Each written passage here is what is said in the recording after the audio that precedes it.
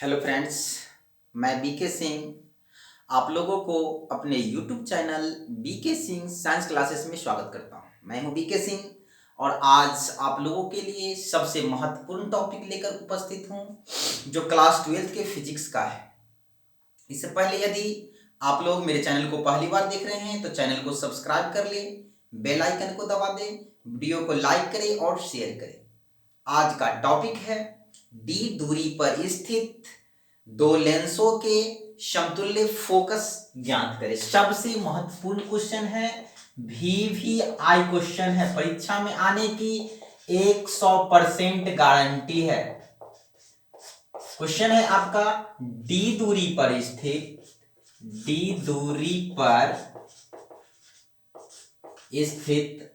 दो लेंसों के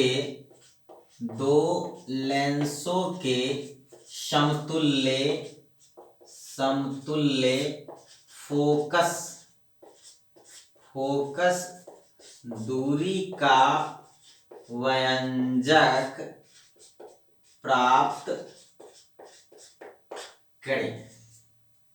ये आज का टॉपिक है। ये क्लास 12th के लिए सबसे महत्वपूर्ण टॉपिक है। तो इसे बनाने के लिए सबसे पहले क्या करेंगे, दो लेंस को एक दूसरे पर स्थिर कर देते हैं। तो सबसे पहले क्या करते हैं, दो लेंस बनाते हैं। चलिए, दो लेंस है, यहां पर देखेंगे दो लेंस है। एक लेंस ये है, ये L1 लेंस है और एक लेंस ये है।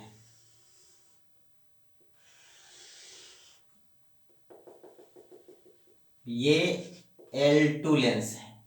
दो लेंस है, दोनों के बीच की दूरी जो है क्या है, D है। इसे एक ही एक्सिस पर क्या किया गया है, स्थिर किया गया है।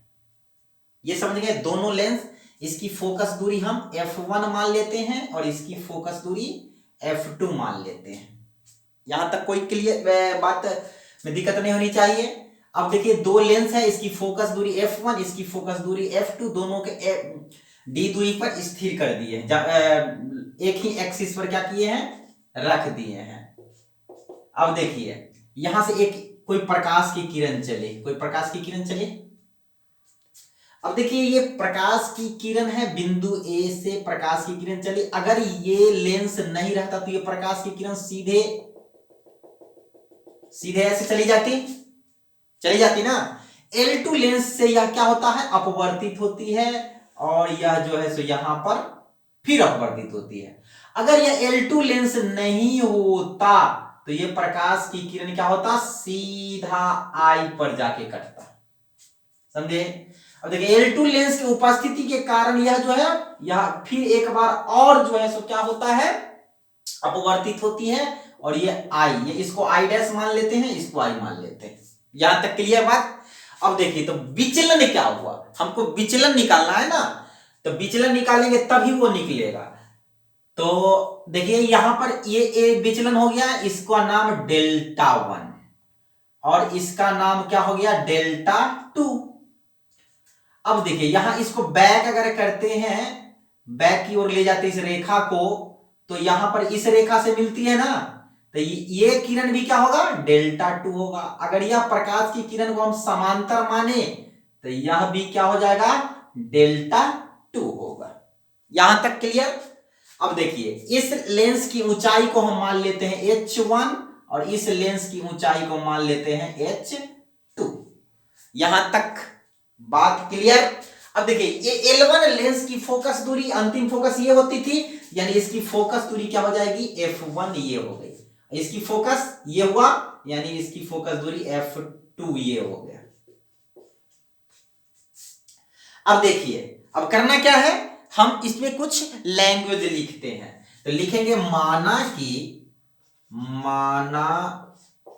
कि L1 और L2 दो लेंस है जिसे D दूरी पर रखा गया है। कितने दूरी पर रखा गया है? डी दूरी पर रखा गया है।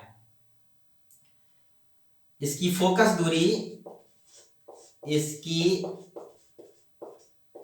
फोकस दूरी F1 और F2 है। यानी L1 लेंस की फोकस दूरी F1 और L2 लेंस की फोकस दूरी क्या है? F2 है। ए कोई प्रकाश की किरण, अब लिखेंगे लेंस की ऊंचाई, लेंस की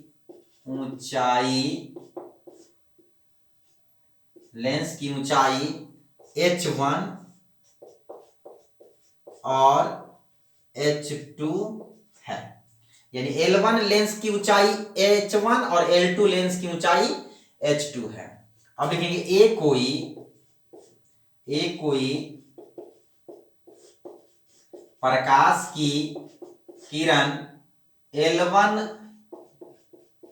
लेंस से अपवर्तित, या बिंदु इसका नाम रख देते, बिंदु ए रख देते। ओके, L1 लेंस से बिंदु ए पर अपवर्तित होती है, बिंदु ए पर अपवर्तित होती है। बिंदु ए पर अपवर्तित है, इस बिंदु पर भी अपवर्तित हो रही है। लिखा है जो L2 लेंस के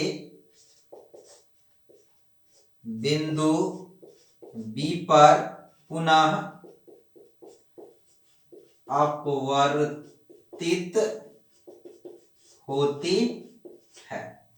तो यह बिंदु बी पर भी अपवर्तित होती है और इसका अंतिम प्रतिबिंब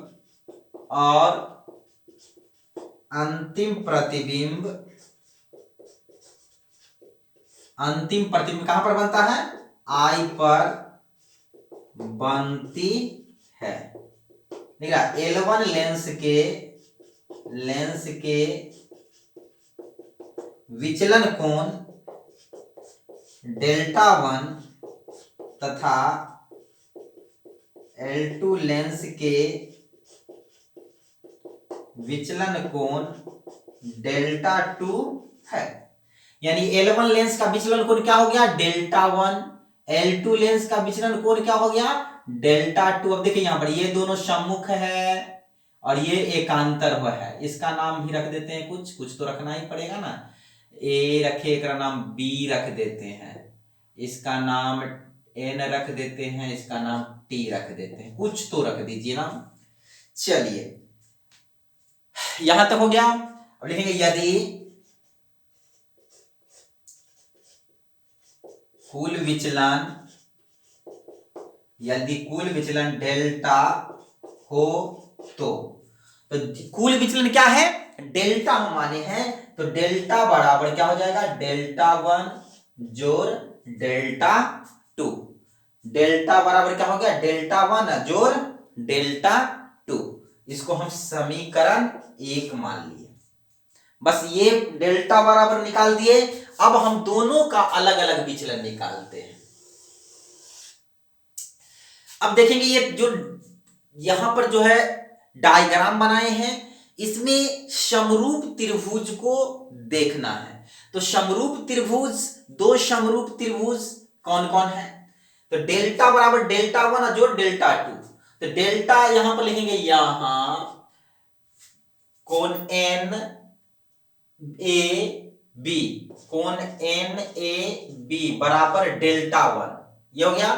अब देखिए तथा कोण I B I dash B I dash बराबर Δ2।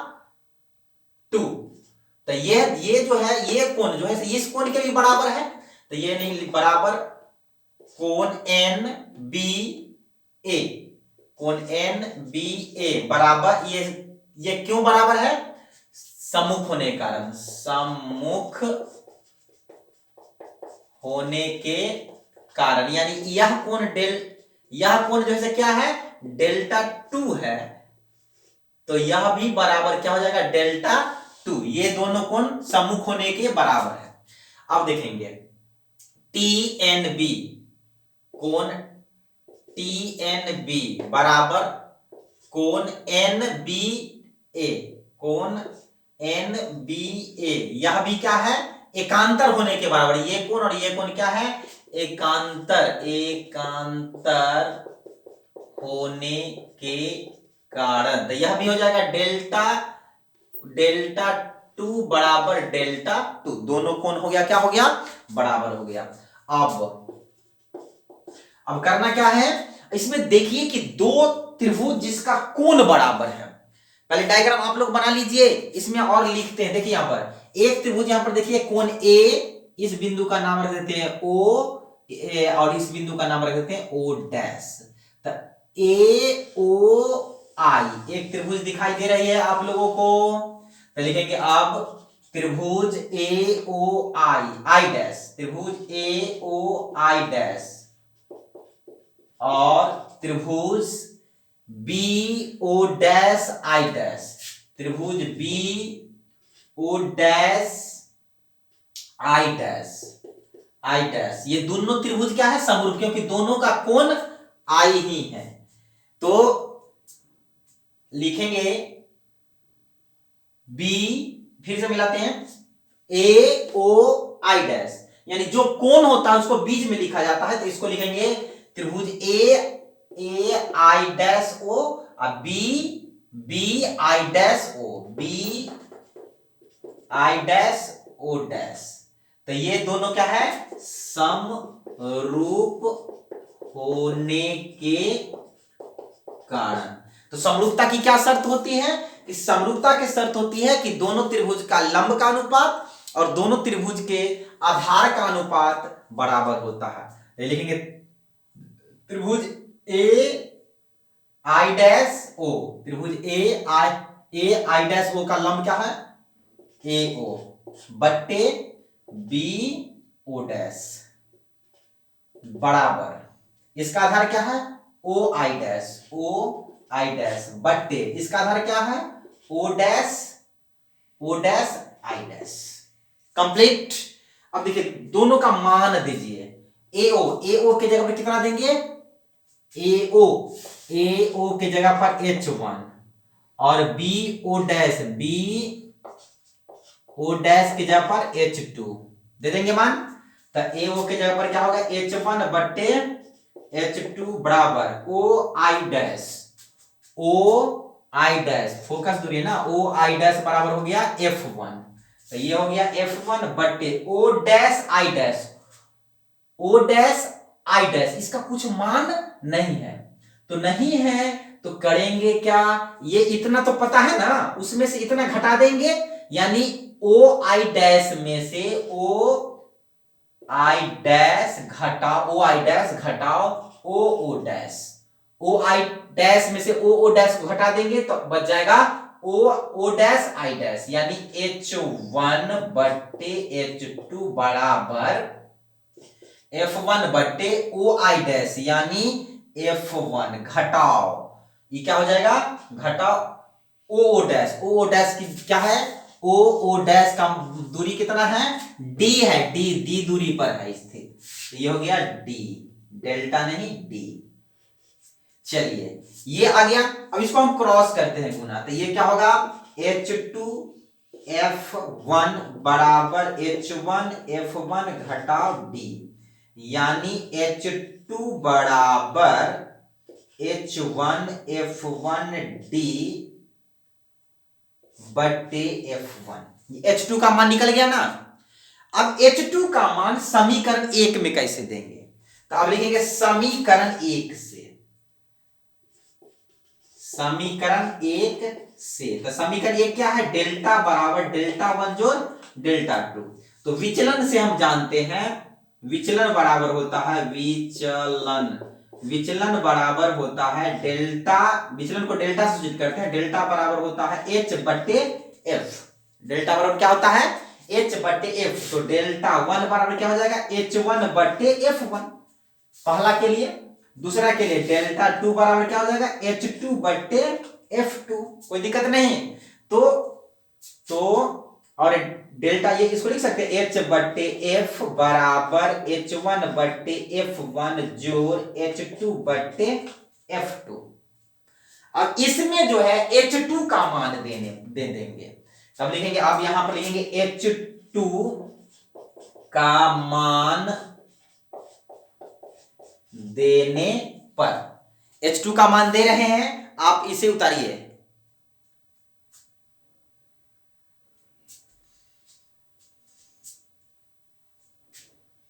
इधर हम डिलीट कर सकते हैं, बिल्कुल कर सकते हैं।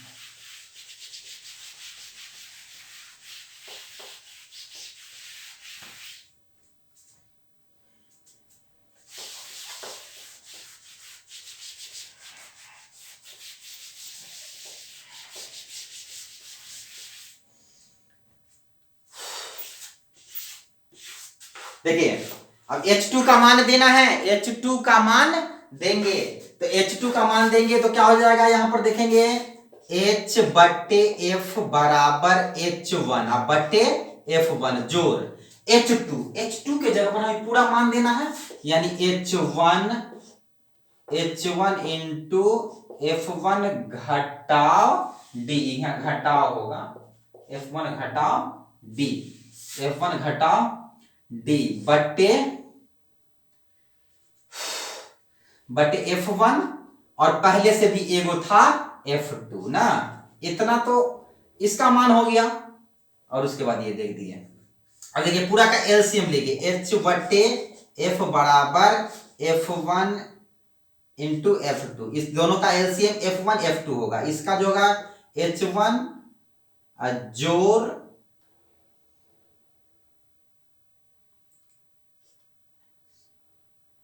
एक मिनट, यहां पर जो है सो कॉमन लीजिए, दोनों में से कॉमन ले लेते हैं, हाँ ऐसे भी कॉमन ले सकते थे, चलिए कॉमन ले लेते हैं, तो ये क्या होगा, H1 अगर कॉमन ले लेते हैं 1/F1 जोड़ F1 घटाव D बट्टे F1 F2। अब एलसीएम लीजिए, H/F इजकल टू H1, ये क्या हो जाएगा F1 F2 बट्टे F2 जोड़ F1 घटाव D, ये हुआ। अब देखेंगे यदि H का मान, ये दोनों H यदि बराबर है, H का मान H1 के बराबर हो तो ये क्या हो जाएगा H1, यानी H को H1 में बदल दीजिए, चाहे H को H1 में बदल दीजिए, बट्टे F बराबर H1 इंटू F2 घटाव F2 जोड़ F1 घटाव D बट्टे F1 F2, इसे ये कट गया, तो 1/F बराबर F2 जोड़ F1 घटाव D बट्टे F1 F2, ये F का मान निकल जाएगा, इसको आप क्रॉस गुना कर दीजिए, यानी F बराबर हो जाएगा F1 F2 बट्टे F2 जोड़ F1 घटाव D, ये हमारा सूत्र साबित हो गया।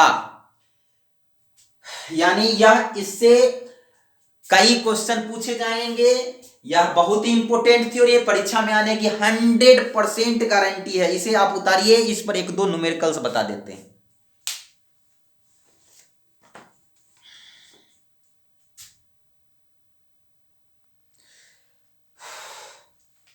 चलिए एक प्रश्न है, क्वेश्चन का रहा है कि आप लोग लिख सकते हैं 10 सेंटीमीटर और 15 सेंटीमीटर फोकस दूरी वाले दो पतले लेंस, यानी दो लेंस है, 10 सेंटीमीटर की दूरी पर स्थित है, उसके संयोग की समतुल्य फोकस दूरी ज्ञात करें। यानी फर्स्ट प्रश्न है, क्वेश्चन कह रहा है कि दो लेंस है, यानी एक की फोकस दूरी जो है वह 10 सेंटीमीटर है और दूसरी की फोकस दूरी जो है वह 15 सेंटीमीटर है, और इसे कितना दूरी पर रखा गया है, 10 सेंटीमीटर की दूरी पर रखा गया है, तो समतुल्य फोकस ज्ञात करें, यानी F निकालना है। तो सूत्र से हम क्या जानते हैं, F बराबर F बराबर जानते हैं F1 F2 बट्टे F2 जोड़ F1 घटाओ D।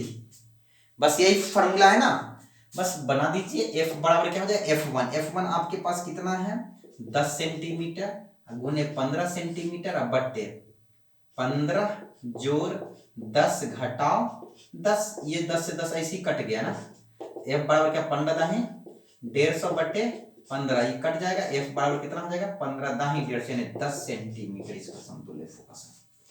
बस 2-3 नंबर इतना ही आ गया। 2-3 नंबर का क्वेश्चन।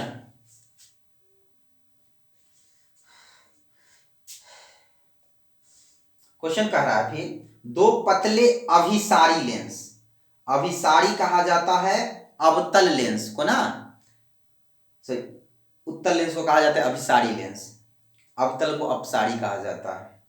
तो दो पतले अभिसारी लेंस की क्षमता 5D और 4D है। यानी पहला दूसरा क्वेश्चन है दो पतले अभिसारी लेंस की क्षमता 5D तथा 4D है, वे समाक्षीय रूप से एक दूसरे से 10 सेंटीमीटर की दूरी पर रखी गई है। तो उसकी फोकस दूरी और क्षमता दोनों निकाले, बस निकल जाएगा।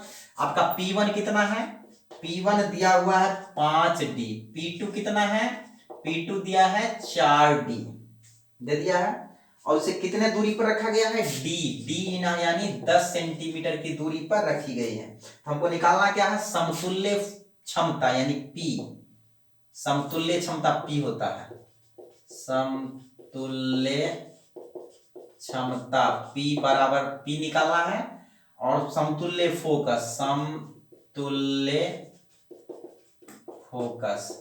तो ये दो तरह से बना सकते हैं आप, बस देख लेते हैं एकदम तुरंत हो जाएगा। देखिए यहाँ पर P बराबर क्या होता है P1 जोड़ P2, यानी P बराबर हो गया आपका P1 5 जोड़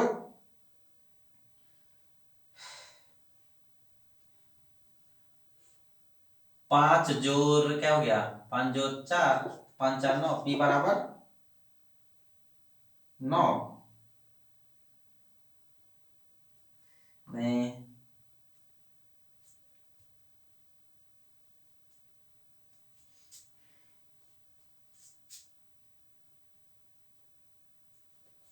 चलिए P बराबर 5 4 9 D देखते हैं। P बराबर क्या होता है 1/F गुने 100।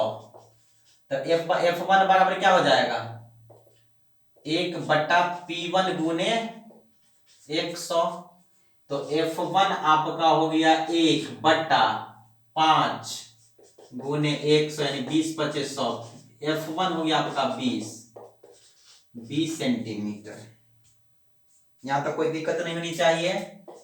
P2 बराबर 1/F गुने 100, तो यानी F2 बराबर हो गया आपका 1/4 गुने 100, 25 चौका 100 यानी 25 सेंटीमीटर। F2 हो गया आपका 25 सेंटीमीटर। F1 मालूम, F2 मालूम, F1 मालूम हो गया, F2 भी आपका मालूम हो गया, D भी आपका क्या है मालूम हो गया। तो समतुल्य फोकस पहले निकाले, समतुल्य फोकस यानी F बराबर क्या हो जाएगा F1 F2 बट्टे F2 जोड़ F1 घटाओ D, यानी F बराबर हो गया F1 देखिए यहाँ पे कितना है 20 गुने कितना 25 बट्टे कितना 25 जोड़ 20 घटाओ 10, यानी F बराबर कितना हो जाएगा 25 दूनी 50 यानी 500। ऊपर हो गया 500, नीचे देखिए 25 जोड़ी क्या हो जाएगा 10, यानी F बराबर हो जाएगा 500 बट्टे 35, 500 बट्टे 35। तो F बराबर कितना हो जाएगा 7, 5 से भाग लगेगा 100, 5 से भाग लगाएंगे तो 100 हो जाएगा ना, अब बट्टे 7, 100 बट्टे 7 सेंटीमीटर ये आपका आ गया फोकस। हम इसका क्षमता निकालते हैं, समतुल्य क्षमता, समतुल्य क्षमता यानी P1 P2 जो होता है ना, जब एक दूसरे के सटा करके रखी जाती है तब ये सूत्र लगती है, समझे। तो यहाँ पर सटा को तो नहीं रखा गया, हटा के रखा गया है। तो P बराबर क्या हो जाएगा समतुल्य यानी 1/F गुने 100 यानी P बराबर 1/F यानी 100/7 गुने 100 अर्थात P बराबर 100 गुने 7/100 यानी 100 से 100 कट गया यानी P बराबर 7 डाइऑप्टर। चलिए इसी प्रकार आप लोग जो है ऐसे कई क्वेश्चन हैं बनाएंगे और जो दिक्कत हो बताएंगे कमेंट में। इसी के साथ ही हम वीडियो को खत्म करना चाहेंगे। आप लोग वीडियो को देखें, समझे, याद करें, ये परीक्षा में आने की 100% गारंटी है। इसके साथ ही हम वीडियो को खत्म करना चाहेंगे। जय हिंद, फिर मिलेंगे।